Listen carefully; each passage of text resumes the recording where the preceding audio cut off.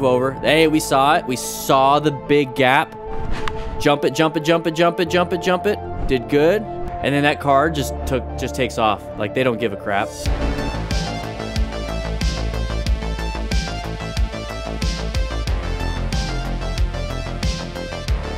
Rider. Oh, going a little fast lane filtering, buddy. Going a little fast. Go ahead and slow it down. We got a big problem with escape paths and line of sight and space cushions. Anybody gonna cut us off?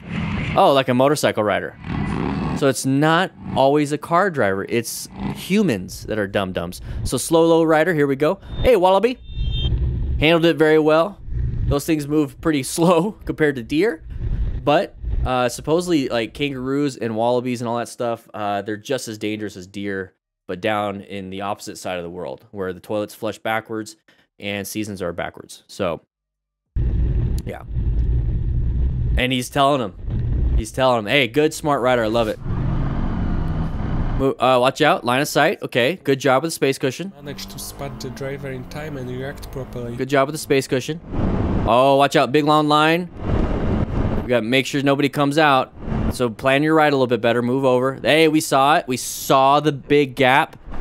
Jump it, jump it, jump it, jump it, jump it, jump it. Did good. Okay, a CBR is not an off-road machine, but you did a good job. This is a win. Check your rims, because those rims are probably dented now.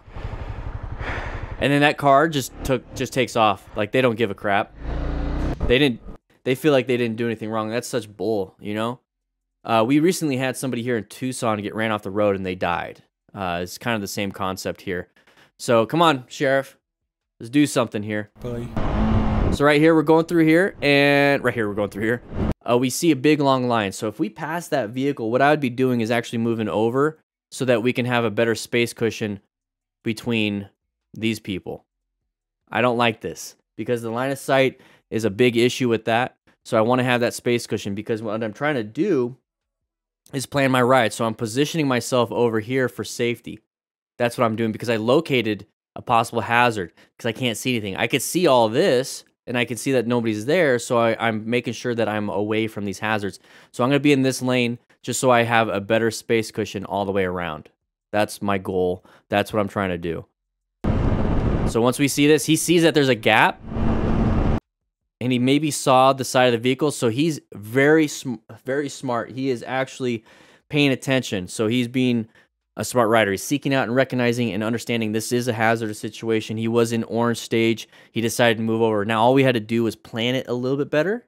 That would have been good. But we're going to move over, and then he sees that. He applies the brakes. He downshifts, and that person kind of cut him off, and they realized last second that they need to stay in their lane. But we hit something, and then we jump a curb. So he found an escape path. It's not going to be the best one, but it's the one that saved him, so it works. It ain't pretty, but it works. And he didn't panic this whole time. He's not panic braking. He's not panic braking. He's not panic braking. He's doing good. He's doing good. He's in red stage. He realized he's safe. He's going to go ahead and handle it. And we're going to park it on the concrete so that we don't, you know, fall down in the grass. And he is good to go. Very good. I like this. This was a good one. This is a very good one. Part of being a smart rider is acquiring and utilizing personal protective equipment. So make sure you grab yourself a jacket just like this one from RevZilla using the link in the description. It's an affiliate link. It helps me out. No extra cost to you. Plus, it lets RevZilla know that the DanDan crew is pretty badass and they actually grab some gear. Anyways, click that link. I'll see you soon. All right. Oh, good. Good guy, Harley rider. He's blocking traffic. He's helping him out. Go ahead, go. Cross the street. Cross the street, there's cars coming. Looks like he's got that 1,000-yard stare, maybe Alzheimer's. Are you okay? Confused, dehydrated, maybe. This does look like Alzheimer's or some type of cognitive decline. Get up here. Diabetic, maybe. I mean, there's a lot of things that... Are you okay? Yeah. Oh, wheezing. So CHF possibly. Do you need an ambulance? No. He needs his inhaler. Hey, over there. He's not gonna be able to move through that. Halira, I like what this guy did. That was good. having problems with crossing road. This is a smart rider. Him to get off the I don't care. He doesn't have gear. man fell and emergency services were called. somebody like that cannot take care of themselves. They are basically a threat to themselves. Failure to thrive is really the thing. He's weak. No. You can hear his wheezing, so his bronchioles are constricted. Come here. He's having lung issues right now. Okay. Pull your foot up. In this situation, you call 911 right away. Right here, you call 911. Stay there. He's not moving, trust me. And then we got another biker that showed up. Well, the cop can take him home. Oh, you think they will? No, they're gonna take him to the hospital. Are you hurting?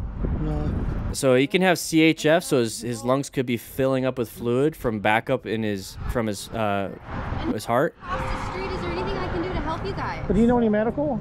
I don't. Are you thirsty? Don't give him any fluids, because if he aspirates it, he can't breathe. Go get some. No, just Well, I don't. support him, talk to him. I can give you some money. Don't even talk to him. Just tell him not to talk. Just listen, because having to speak is very difficult. He's struggling. He needs medical support. It's all nice music. The thing is, like, with this situation is they're at their absolute limit. Their body is pushed way too far. He doesn't have the strength to even walk. He can't breathe. He's wheezing. So what's happening is his bronchioles and his lungs are basically constricting, so he can't get airflow. So asthma. Think of asthma in that situation. It's a different kind of situation, but who knows? It might be he has asthma. So he already has lung issues. He has weakness. He has a cognitive decline. This happens a lot of times with elderly patients.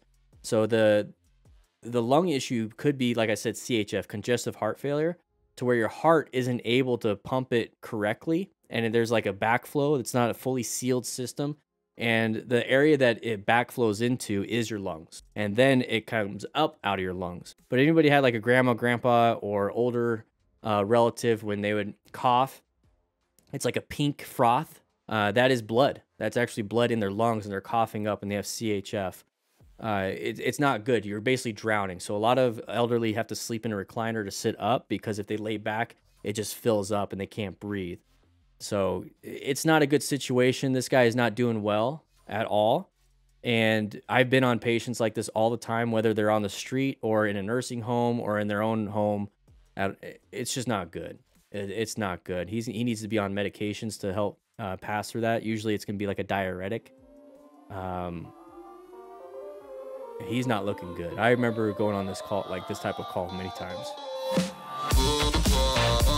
If you like today's video, make sure you click this video right here to keep watching more. But if you want to become a smart rider, click this and grab this Smart Rider Basic Training ebook. It's going to help you become a smart rider by planning your ride, rescuing other riders, knowing what patterns to look for, and so much more. Make sure you grab it. Link will be in the description also. I'll be seeing you around.